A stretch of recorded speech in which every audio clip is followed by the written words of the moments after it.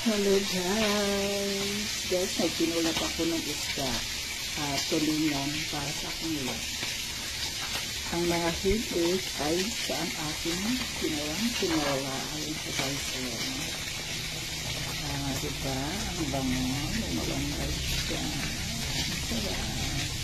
Try natin. Sarap. At luto na po yan siya guys. Akin na po siyang kanya. At ang mga salisin ay ginawa ko siyang prito. Ayan. Yan po ang mga salisin ng tulingan. Kahit ilang may video guys. Happy watch everyone. Bye bye.